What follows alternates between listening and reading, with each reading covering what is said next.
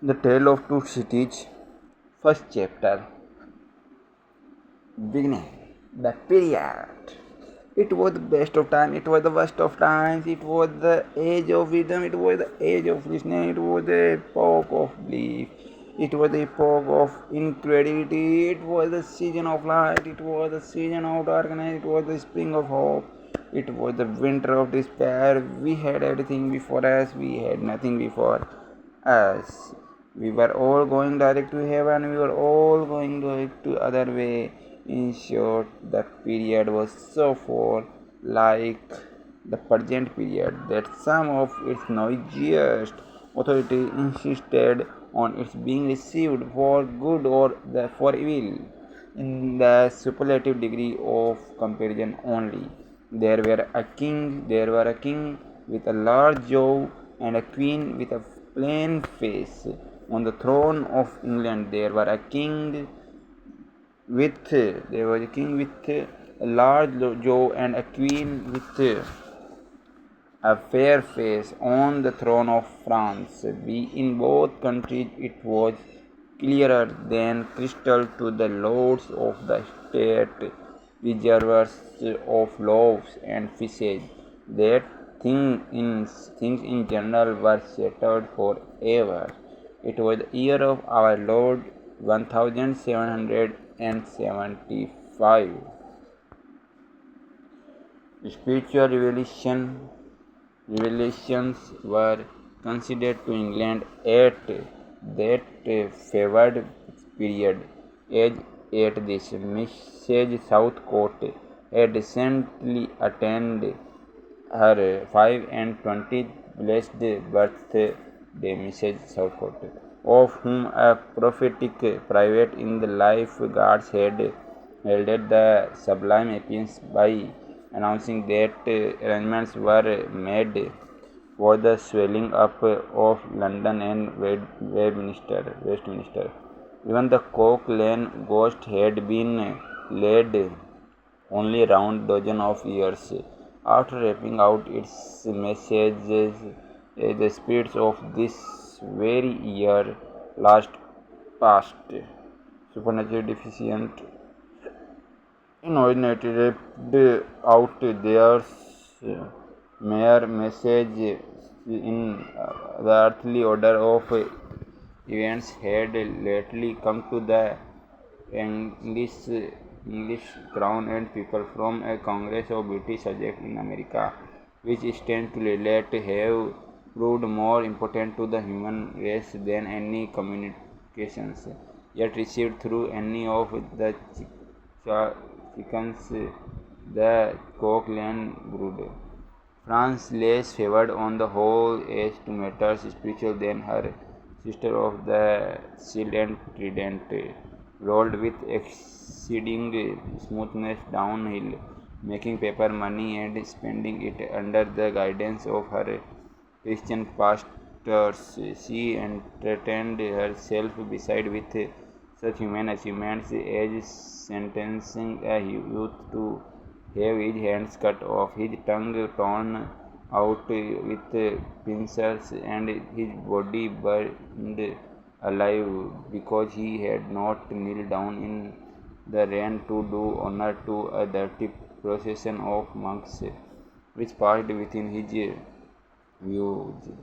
At a distance of some 50 or 60 yards, it is likely enough that, rooted in the woods of France and Norway, there were growing trees when that sufferer was put to death, already marked by the woodman, fate to come down and be sawn into boards to make a certain movable framework with a sack and a knife in it.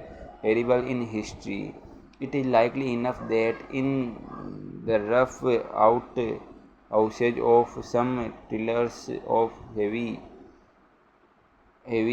lands adjacent to Paris, there were sheltered from the weather that very day. Rude carts, pattered with rustic mire, snuffed about by pigs and roasted in by poultry, which the farmer Death had already set apart to be his tumbrils of the revolution. But that woodman and the farmer, though they work unceasingly, work silently, and no one heard them as they went about with muffled tread, with the rather for much as to entertain any suspicion that they were awake was to be atheistical and traitorous.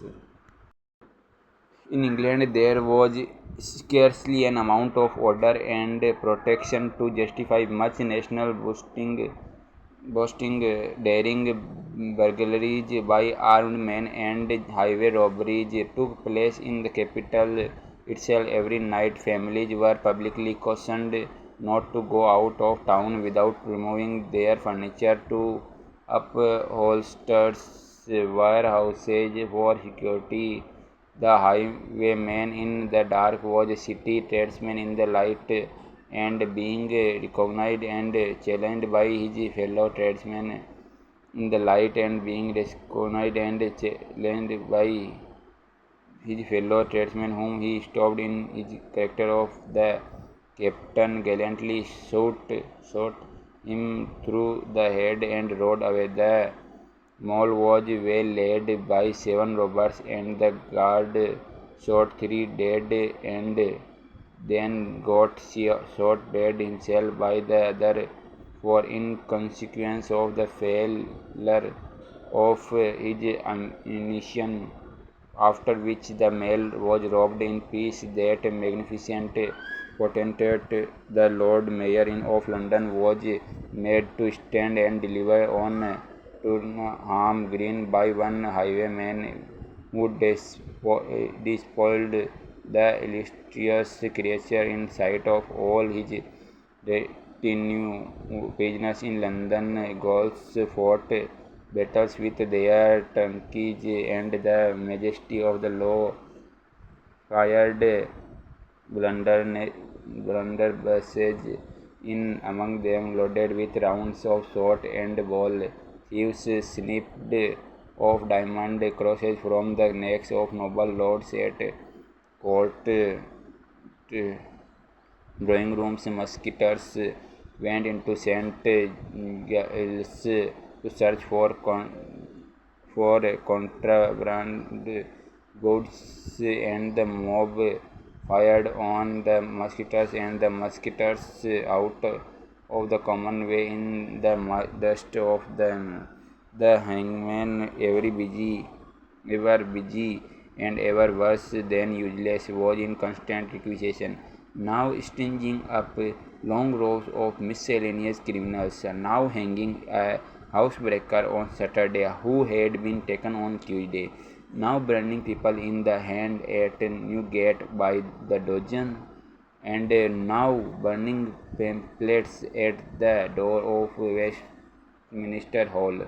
Today taking the life of an atrocious murderer, and tomorrow of a wretched pilferer who had robbed a farmer's boy of sixpence.